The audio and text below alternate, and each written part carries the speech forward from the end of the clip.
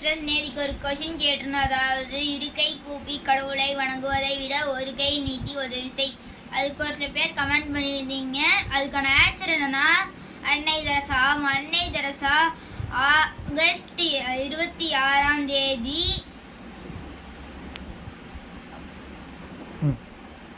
1910 Albania நாட்டில் பிறந்தார். அவர் நிறைய பரிசு வென்றிருக்கிறார். அதில் நான் ஒரு சிலர் சொல்ல போறேன்.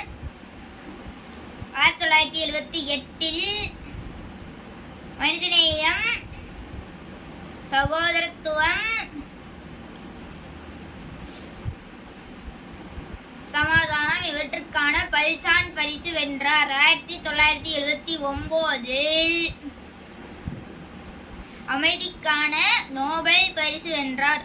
1980 இந்தியாவின் பாரத் ரத்னா விருதை வென்றார்.